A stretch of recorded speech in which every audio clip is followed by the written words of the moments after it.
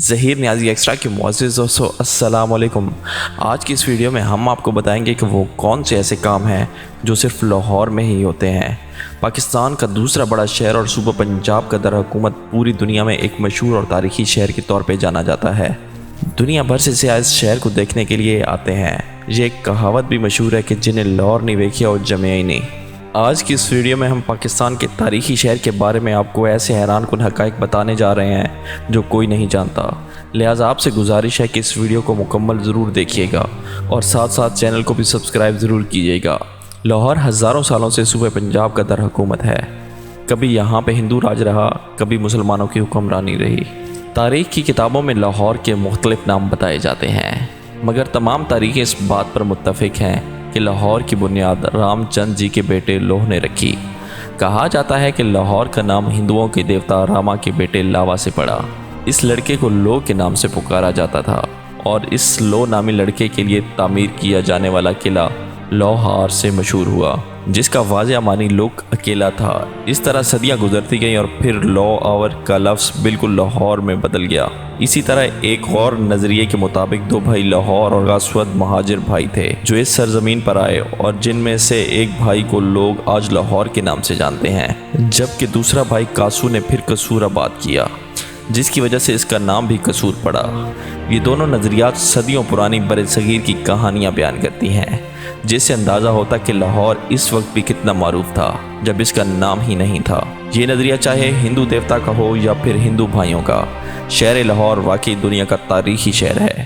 آپ نے اکثر لاہوریوں کے لیے ایک مخصوص لقب رنگ باز ضرور سنا ہوگا، لیکن کیا آپ جانتے ہیں کہ ان کو رنگ باز کیوں کہا جاتا ہے؟ اگر آپ نہیں جانتے تو اس حوالے سے آپ کو بتاتے چلیں کہ اکبر اور شاہجہاں کے دور میں لاہور نیل کی دنیا کی سب سے بڑی منڈی ہوتا تھا۔ شہنشاہ اکبر نے لاہور کے قلعے سے ذرا فاصلے پر ہندوستان میں نیل کی پہلی باقاعدہ منڈی قائم کی۔ یہ منڈی اکبر کے نام سے اکبر منڈی کہلاتی تھی اور اس سے مہلک علاقہ رنگ محل کہلایا۔ لاہور کے مضافاتی علاقے اور موجودہ ساہیوال میں میلوں تک نیل کے پودے تھے۔ اس نسبت سے آج بھی نیلی بار کہتے ہیں۔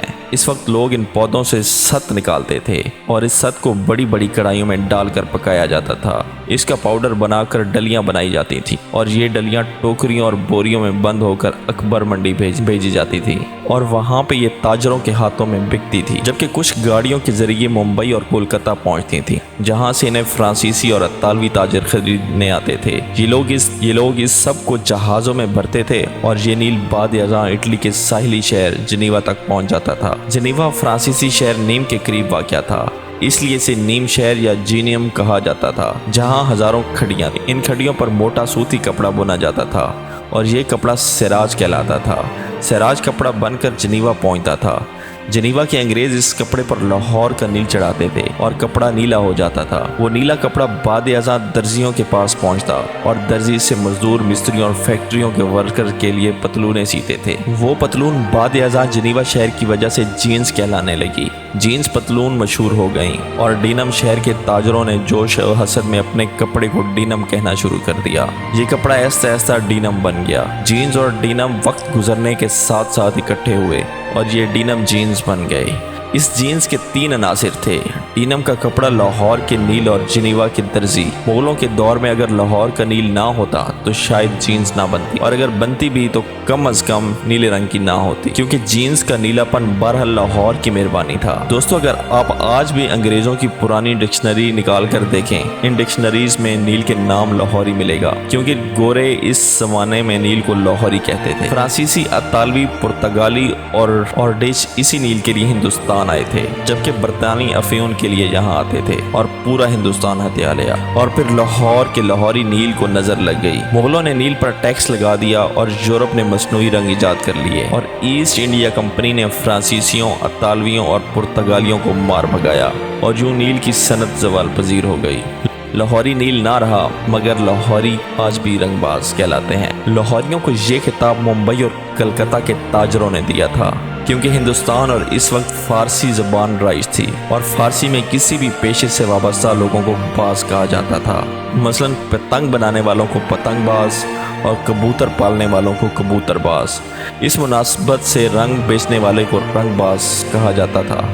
چنانچہ کولکتہ اور ممبئی کے تاجروں نیل کی صنعت سے وابستہ لاہوریوں کو رنگ باز کہنے لگے۔ تو اس زمانے میں کیونکہ لاہور کی زیادہ تر آبادی نیل کی صنعت سے وابستہ تھی، چنانچہ پورا لاہور رنگ باز ہو گیا، اور یہ رنگ بازی آج بھی لاہوری مزاج میں زندہ ہے۔ دوستو آپ کو بتاتے چلیں کہ اندرون لاہور میں جیسے پرانا لاہور بھی کہا جاتا ہے، مغلیہ دور حکومت کے دوران دشمن کے حملوں سے بچاؤ کے لیے فصیلیں یا دیواریں تعمیر کی گئی تھیں، جن میں سے کچھ اب بھی موجود ہیں۔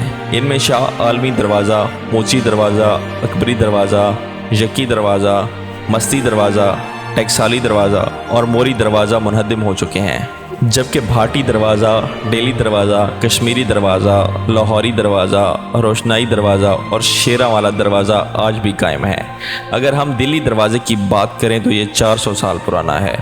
مغلوں کے دور میں تعمیر کیا گیا تھا، جسے مرکزی دروازے کی حیثیت حاصل تھی، اور ہر شام اس دروازے کو بند کر دیے جاتے تھے، جبکہ مغلوں کے دور میں یہ سب سے مصروف گزرگاہ ہوا کرتی تھی، یہاں تک کہ دلی دروازے سے شاہی وفد لاہور میں داخل ہوتا تھا۔ اس دروازے کے عقب میں شاہی حمام اور وزیر خان مسجد موجود ہے۔ مسجد وزیر خان کی تعمیر 10 دسمبر 1461 میں 7 سال کے طویل عرصے کے بعد مکمل ہوئی۔